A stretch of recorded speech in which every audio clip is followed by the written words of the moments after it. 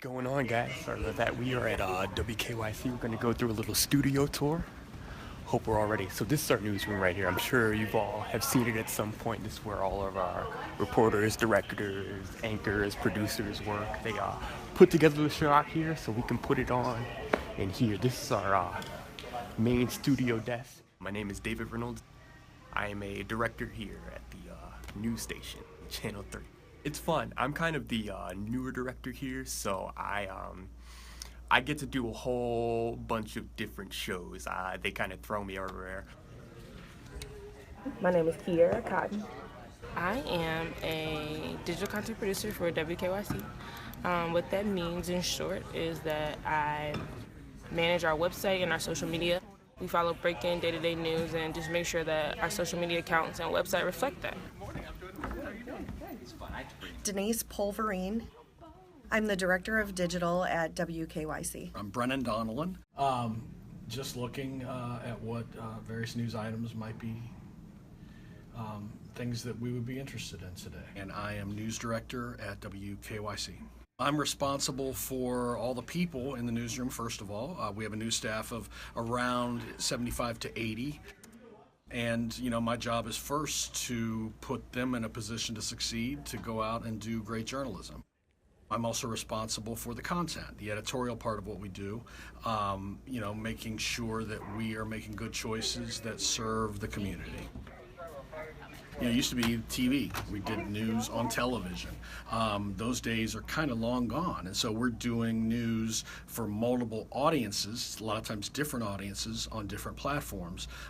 That evolution has sped up tremendously over the past few years to where, we're really serving sometimes a very different audience on, say, Facebook than we are on television, and we have to provide content for all those folks in a way that they want to see it and that they can consume it. So that's been the biggest change, is the transition, I think, to a true multi-channel universe where it's really not so TV-centric anymore. We're always trying to focus on storytelling 24/7 on all of our platforms, and that includes on air and digital. I look for people who live digital first, who have their lives on digital, meaning they share, they know how that works. They're constantly putting up pieces of their life. They follow people. They're actively engaged. And people who just kind of do that as second nature.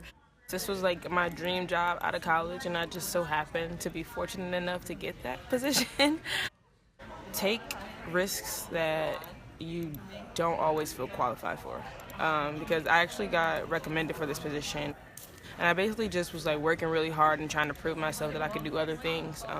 And she actually encouraged me to apply for the job instead of me having to seek out the job. So I would just say, take risks, go for the job that you don't think you're qualified for, because the worst that can happen is that they say no.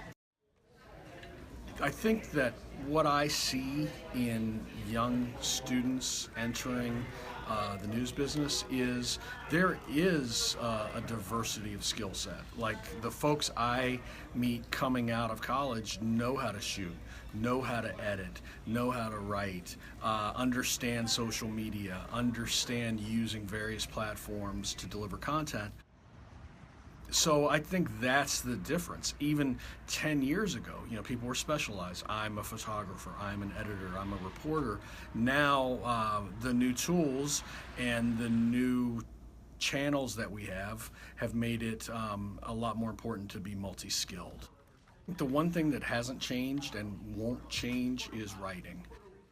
Being able to write well is the single most important thing that I would look for in a student, and it's the biggest differentiator. In other words, when I talk to candidates, when I talk with young journalists, some can write really well, some haven't developed that skill as much, and I think that's what makes the difference. It's as old school a skill as there can be, but it's still the most important, and I think it's what separates the stars from those that still need to develop. For those of you still in school, which I'm assuming most of you are, work for free now. Do all your internships like now or as soon as you can, because when it comes time to actually find a job, people, and I'm sure many of you know this too, people are already looking for folks with experience. So if you can get experience while you're still in school, you'll be just that much more ready for to be eligible for a job when you're out. I would just say that video is growing in importance, and you have a tool probably right in your purse or your pocket, which is your iPhone or your smartphone. And I would say to use that, because that is a great reporting tool right there. You can go out and shoot things just as you do in your own life. You know, you'll take photos of everything and you'll share them with your friends. Think of news gathering in the same way, so that you're taking video. We had a reporter just say the other day, hey, I was out at a restaurant and I saw kind of a newsmaker out there. And I thought, why didn't you take a picture? You know, why didn't you take some video? You know, but it's thinking along those lines, you know, much as you do for your own social networks, but really doing that as a news gatherer. I think those skills, when you come into an interview and I'm talking to you about how you shoot video, how you engage with people, and you say, oh yeah, I do that every day because I'm constantly putting videos up on my YouTube page, or I'm constantly putting things on Instagram, and I'm really exploring the engagement capabilities there. I mean, that just goes so long, you know, such a long way, because then I'm like, they get it. They totally get it. That's what being a journalist today is. I think television has a long future ahead. I don't think that television is going to be going away during my career, certainly, because there's still a very big audience that tunes in. I was just reading that, you know, the nightly network newscasts still have tens of millions of viewers that watch those newscasts. And so while it's not the way it used to be, it's also not dead yet. I don't foresee television news going away. I think in this election cycle, we saw the importance of cable news. We have a president who relies on cable news a lot. So I think those are still very viable channels, but they're not the only channels, and you can't afford to make that the only place you're delivering content. You have to reach the audience all throughout the day on different platforms wherever they are.